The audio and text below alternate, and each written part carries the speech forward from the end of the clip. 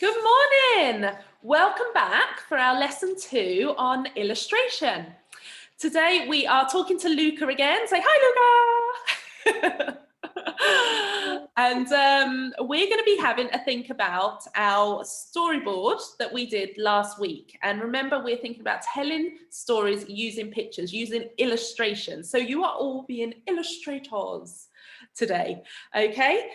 Now, what we're going to do is we're going to think about taking one of those parts of your story and creating an amazing piece of artwork from it.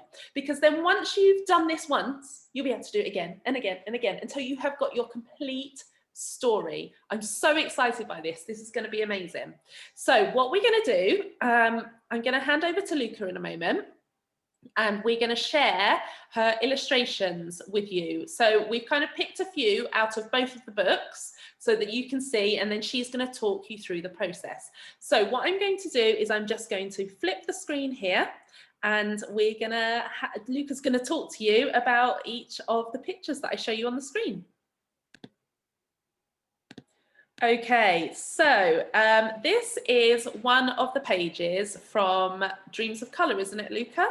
Yeah, I think it's one of the first pages, actually. Yeah, so can you tell everybody about how you put this together, where you started and how you did it from your storyboard?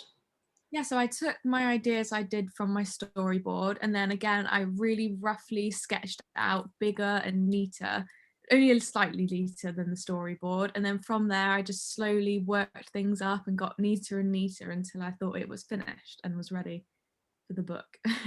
Fab. Okay, so like we said before, these sketches, they start, they don't have the details and the colour. Remember, you made notes, so you'll have those ideas already, but we do not start there. So this is from the first book, and then actually with the structure with the book is Mia starts in her room, doesn't she? And then actually we finish in her room. So this is the end of Dreams of Jungle, the second book. Now, can you see there the elements of the room have actually stayed the same? So Luca, can you tell us a little bit about how you did these last pages? Yeah, so I took the idea from the first book, obviously her bedroom, but for the second book, we needed a bed in the room instead. So I had to add little things in just so the story flowed a bit better. So I added a bed in, and obviously by the end of the book, she's been to this jungle. So we transformed her room into like a jungle theme. So adding little leaves and flowers everywhere just to make the story flow a bit. Yeah, and you know, and that's kind of part of the story, and I love that so much because that's the whole idea. Her art makes her magical and makes her transform her environment. And you know, we're all stuck. We're all so stuck at the moment in lockdown by, you know, we're seeing these same walls every day. So it would be wonderful if you can think about how you can bring your imagination into your environment. And you know, doing this and illustrating is a way of doing that. And technical side of it, if you've got a story where perhaps you start somewhere, like Mia, she starts in her room and then she uses her paint to create these worlds, she then comes back to her room. So like Luca was saying, she hasn't, the original drawing has stayed the same, and then she's just changed elements of it. And I think that's a really nice way of doing it. And actually it saves you guys some time as well. So I know that some of you at home have things like light boxes. So you could almost lay your original picture underneath and a new piece of paper on top and trace over the parts that you want to keep the same. And then that really creates a consistency, I think, in a book as well. Okay, so as you can see, these pages are the sketches. Now, they've got the words on it, but remember, your artwork today, we're telling the story using the picture, okay? They've only got the words on it, obviously, because they are pages out of the books. So these ones, I love these 2 pages here.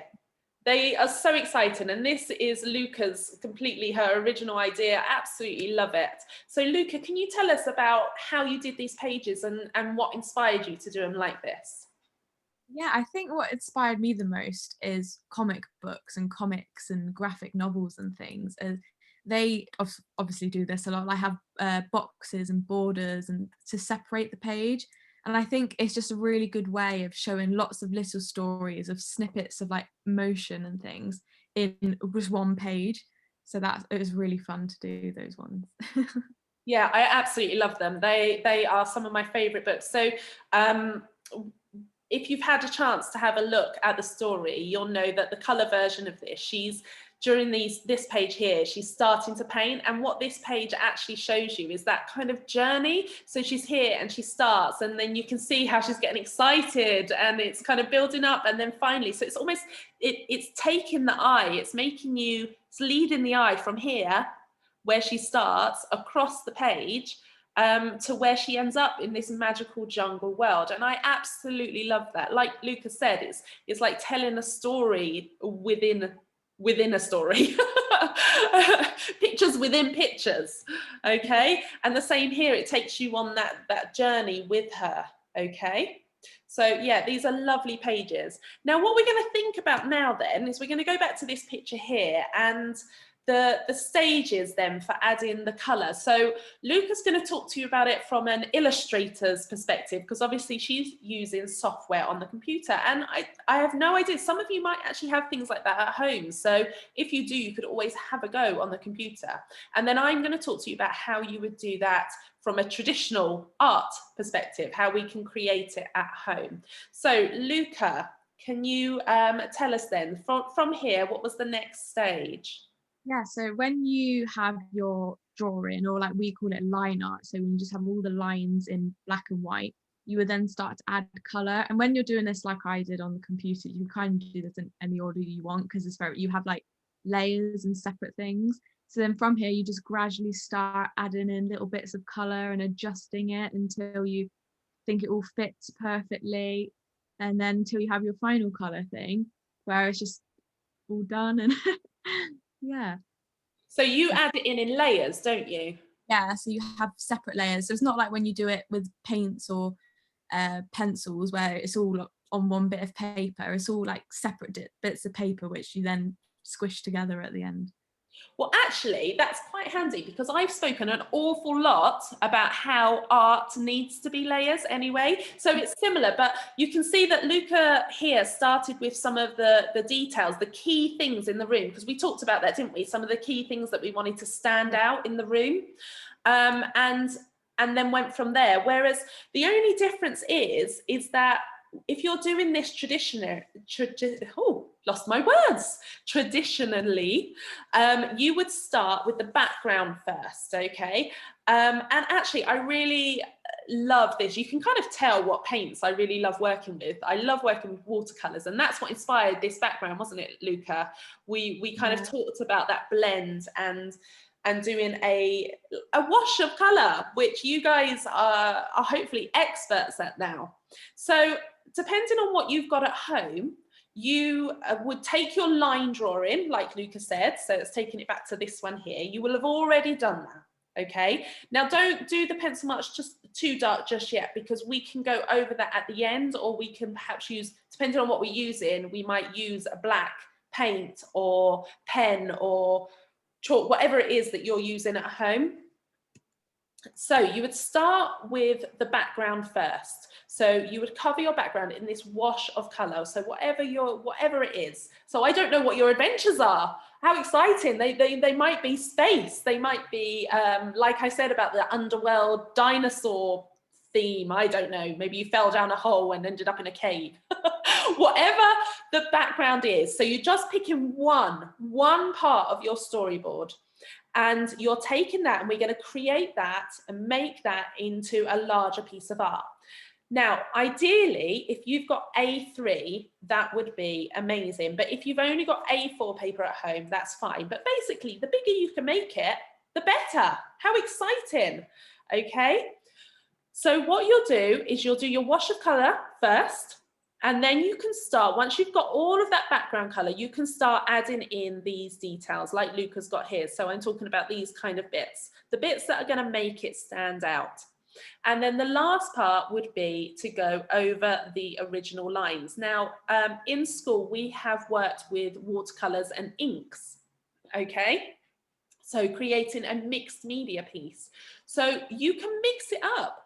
I'm not sure what you have at home, but if you're using colouring pencils, then I would suggest, because colouring pencils take a little bit longer to use, suggest doing it in a similar way to Luca and doing those details. But if you have got paints or chalks or pastels at home, then definitely do that wash of colour in the background first, and then you leave that to dry, or you blend it in. If it's pastels, you blend it nicely, and then you do the next layer. So the next layer of details. So it might be like on here, these curtains or the sky in the background there, or these bits like the rug and things. So you start adding in those colours.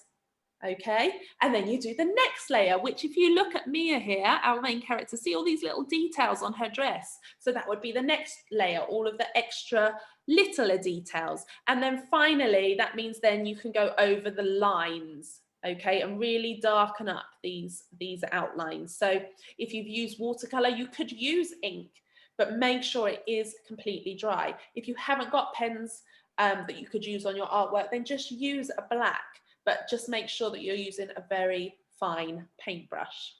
Okay, now I'm just going to switch back to me and Luca. Hello, we are back. So I'm just so excited to see what you guys come up with. I really hope that Luca has inspired you.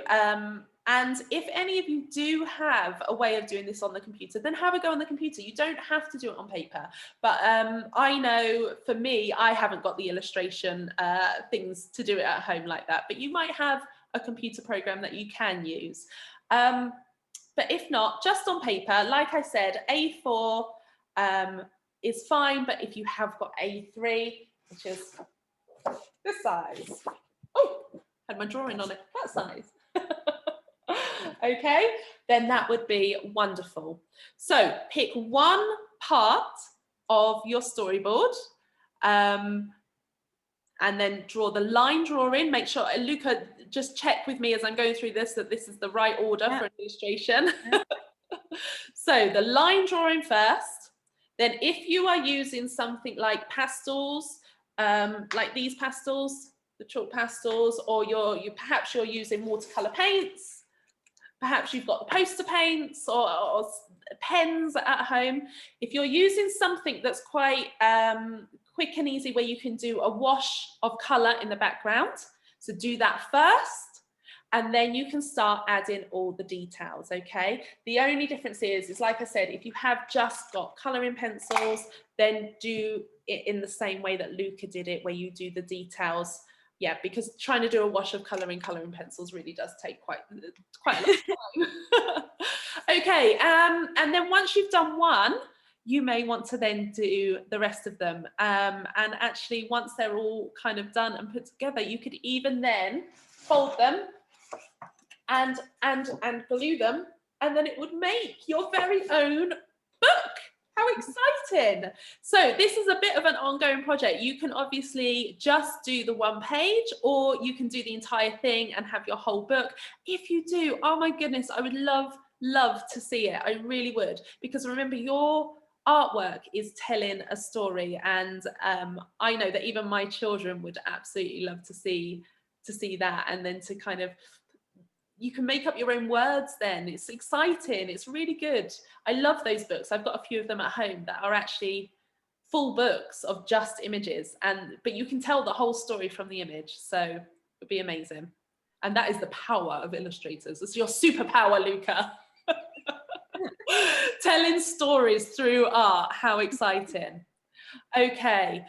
Right then, thank you so much for joining in. Remember to post the work that you've done. I can't wait to see them. And like I said, I will be showing them to Luca as well, because she loves illustration, don't you, Luca?